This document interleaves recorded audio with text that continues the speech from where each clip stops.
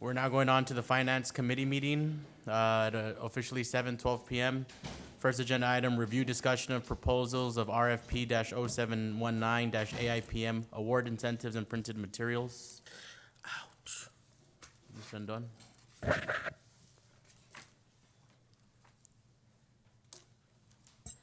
Yes, sir. This RFP is awards, incentives, and printed materials. We went out for bids. This is something that we've had on a yearly basis, but we went out for bids to capture those vendors, those local vendors that wanted to participate in order for us to purchase these items. So it is a catalog bid. That means that if they submitted all the documentation, we are, and if the board accepted, we are, can purchase from them. Any questions? Nope. Agenda item. Yes. Number 3, review discussion of proposals of RFP-0719-CP copier paper. Ms. Rendon? This item is also a yearly, and this is to obtain our copier paper. We went out for bids. There is 2 companies we're seeking for consideration to award. One is for the 8.5 by 11 paper, and the second one is for the legal size paper. Any questions? Nope. Agenda item. Yes. Next, review discussion of lease agreement for district-wide copiers. This item is a renewal for some RICO copiers that have come to the period of renewal time. We're asking for consideration to go ahead and renew with them. Does have some lower prices as well as some rebates. Any questions? No. Agenda item. Yes.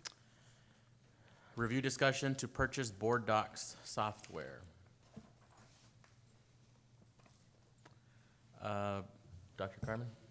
So this proposal is to replace the current board book that we use for our meetings with a software called Board Docs. Board Docs is not used as much by school districts in the state of Texas, yet it's used more by a lot of municipalities.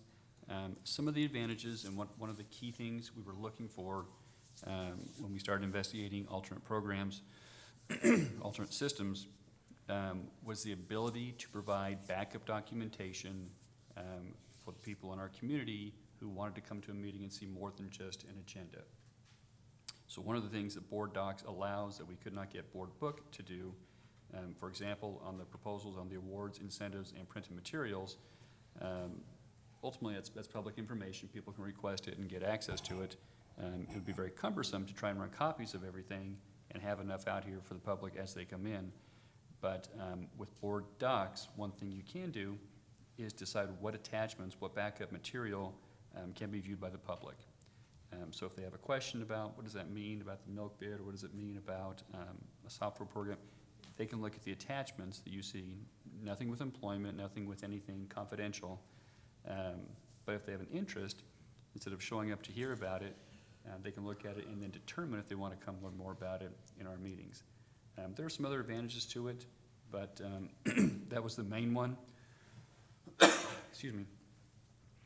And I think I've got, well, Peggy walked out. Is Marta, there she is. Do you want to elaborate a little bit on the overview that you got when you and Peggy went through it? Mike.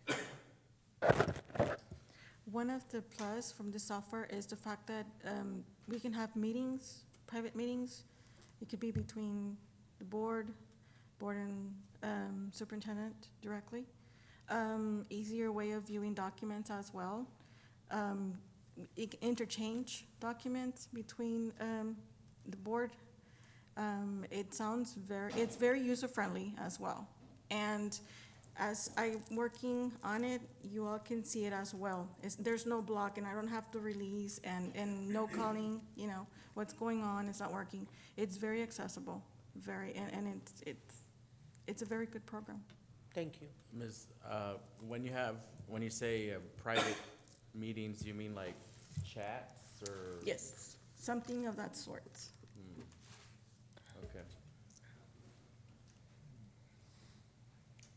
We could coordinate if, for example, there's an individual meeting or even SLTs. If we wanted to have documentation, we could bring it over from the board meetings. We could discuss it administratively. And I had forgotten, thank you, Marta. One of the concerns with Board Book is when we're in there updating it and uploading things, you can't see until we release the whole thing. Right. Board Docs does not have that issue.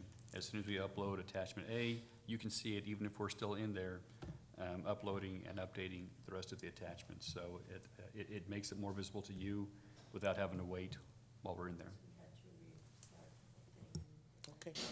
The reason I was asking about the private meetings was, and I know, I don't anticipate it's happening, but just any violation of the Texas Open Meetings Act or walking quorum or that sort. Right, so they'd have to be set up with the administrative accounts, just like right now, to where only certain people can upload documents. Individual board members would not be able to set up a meeting. Just like right now, you can't call a quorum to your house. You would not have that ability in Board Docs either. Okay, thank you. Any other questions? No. Agenda item? Yes. Committee concerns? Anyone? Going once, twice? Yes, sir, we have Oh, some. we do. Uh, Thanks, Ms. Rendon. One of the items that we have is also a donation. This is to request the approval to accept some gift and requests that have been donated for convocation for employees as awards. And we have a list to your board, in your board book. It has a detail, and it comes to a total of $2,390. So we are seeking for your approval on that. My only question is, will any of these gift cards be under board member seats tomorrow? There will not be under seats, Okay, just wanted to clarify. because we have a surprise. Because they all look for them there, but it's not. Do you recall last year? We have something special for them. Okay, Another item. agenda item? Okay. Alrighty, and then the next one I is do- the, for secretary's workshop? Yes, this one we also solicited. We are having a secretary and clerk training Thursday and Friday. And we wish to also do a little for secretaries and clerks. So that is also a donation, a smaller one, but we solicited some donations for that purpose. All right. Agenda item? Okay. Alrighty, we adjourn the finance committee meeting at I think exact, we have I have one one more. We more, have one sir. more, sorry. it was not uploaded to No, board no. book. No. No, Chief Sosa will discuss this one. And what's this one again, Ms. Rendon? What's this one again? This is for agenda item for, Gigabyte. Okay, This is for It's- Gigabyte Communication to enter an agreement, a 2-year agreement with them. What's going on right now is that we have already communications at the Freddie Fender Tower. We currently do not pay any electricity to the city. That all changed. So now we're gonna have to get our own electrical meter and so forth. Gigabyte is willing to do that for us. They're gonna be taking care of the trenching, running of the conduit and wires at no cost, other than the reoccurring monthly charge of $300 a month. So we don't have to go out and pull permits or get a contractor to come by and do any surveying for wires or underground plumbing. So they will take care of that for us. It's a 2-year term. If for some reason they pull out of the 2-year term, they have 90 days to get with us so we could transfer power and get the meter under our name, the school district's name. awesome. Okay, any questions? Agenda item, yes. Thank you, agenda item. Thank you. All right, is that it, Ms. Rendon? Alrighty, we adjourn at 7:20 PM.